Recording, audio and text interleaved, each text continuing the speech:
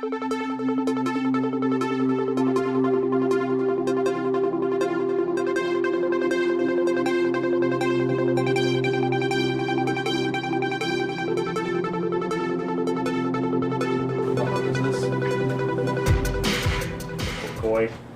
Stop talking, Coy. Okay, guys, we're actually filming. We're in front of you. Okay, we're ready, guys. Okay, this is our inaugural, our first run of Games Playing Gamers, a near weekly video cast about things that we like to talk about, right? Pretty much. And things we don't like to talk about, but that we feel like we must. Collectively, we think we have something to say about all topics. Originally, some of us wanted this to be a podcast, but since I got my shiny new video camera, yeah, I'm reading this, it's going to be a video cast instead. There won't be any reason to watch, so you can just shuffle us to the background and alt-tab us when I tell you that, hey, there's something interesting to see. I won't look at him for very long. That does not include the shine off of my forehead. Yeah, Jeff, you are listening to the side in the video. Please right yourself in the middle. There we go. Anyway, most people who talk to him turn their back on him after a while anyways. We want to introduce ourselves, and I just want to let you know that my name's Adam. I'm the slayer of PCs, the spreader of fizzing crotch disease, an aspect of Sluruk on the Kirin Tor server. For the Horde! A sports fan, a foodie, a barrel rider, a beer connoisseur. Bullshit. Come on, put up your beer up.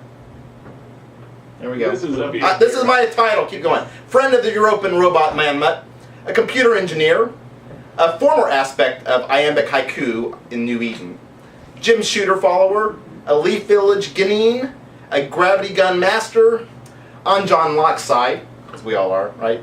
An Ultima Online first weeker, a part-time German pig farmer, a listener of Thaco, Rolo Tomasi, a Prince of Florence, skier, and a sometimes kilt-wielding family man.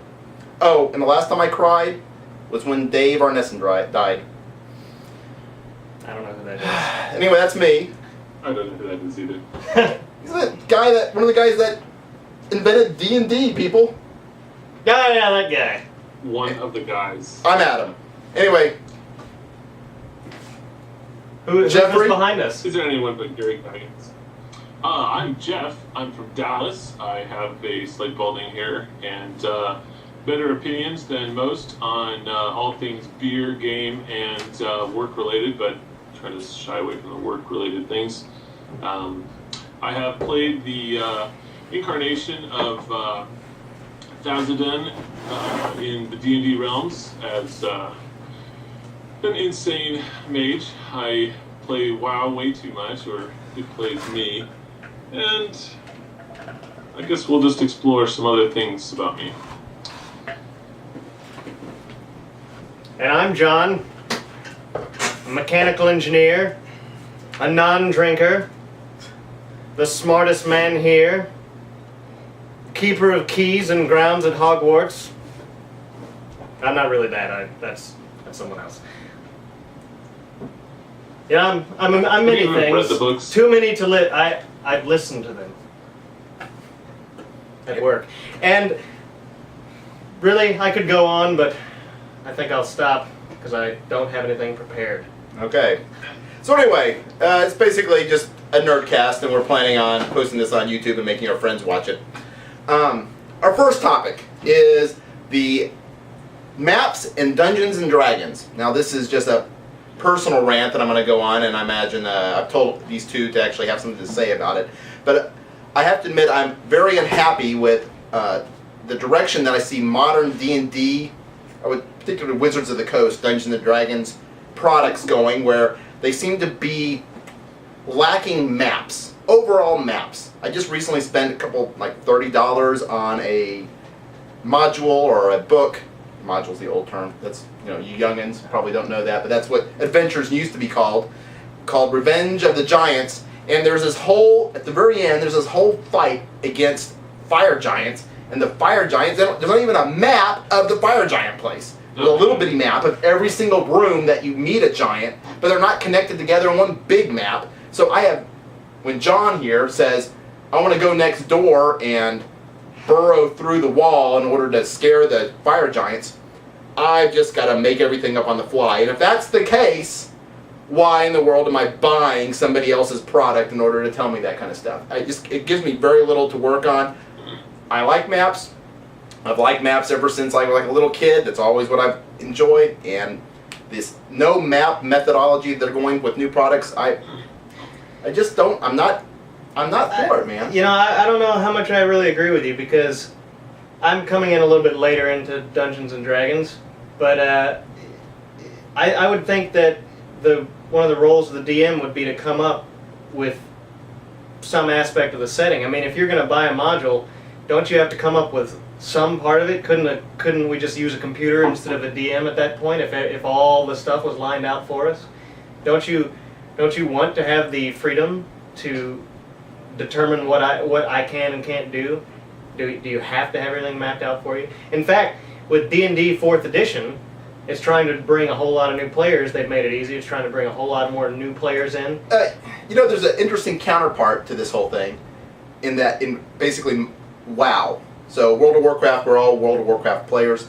In World of Warcraft, the old instances, the old dungeons that you would move around in, you could actually physically get lost in them. I think in Wailing Caverns, there was a couple times where literally our party was screaming at each other because we didn't know where we were. It's almost analogous. I don't know if I would call it fun, but it definitely leaves an impression. Exploring. I love exploring. Okay, right. But modern instances, you can't get lost in the things.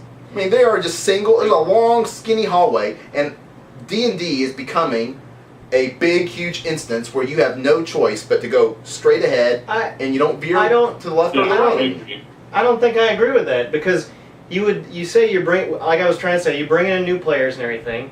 If you just put maps in front of everybody, wouldn't you discourage them from using their imagination? That's kind of what the game's about. Everyone's saying this game's getting a lot narrower. It's hard to use your imagination. Everything's more rigid and everything. Right. But if you put a bunch of maps in there, all of a sudden you've made it even more rigid. But your initial imagination, if I sit there and say, hey, look, there is a room, and if you were to actually, if I was to describe the dimensions of the room, and you were able to describe the dimensions of the room thereafter, and thereafter, and thereafter, and on your map, there was a square that was not covered.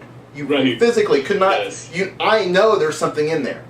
Now, secret door, right? Right. So the question is that are you being more imaginative by figuring out that, hey, there is something there that I need to get into, trying to, all of a sudden now there's an external reasoning for you to, I guess, bust through a wall. Whereas if we're all playing freeform, I don't know if that ever even comes into people's minds. In fact, I have a hard time getting my party to loot dead bodies now. And that's just because, the little screen doesn't pop up saying, here's your loot. Yeah, I'm also upset that Wizards 4th edition hasn't included more maps, both with the new modules, and I will continue to call them modules since I've played since 4th grade in basic Dungeons and Dragons. You show them. I know it. I'm going to call them quests. The promise of 4th edition is that someone has already gone and made a beautiful map, probably for both the GM and made something for the players. Now, I like 4th edition brings a lot. It's a lot more polished than the stuff we used to play as kids. I like paying to get the maps in the module. Now, that doesn't mean that I don't think that 4th edition isn't watered down WoW much smaller kind of railroaded D&D than what it used to be. But for what it is, I feel like it should come with more maps, both in the modules and with the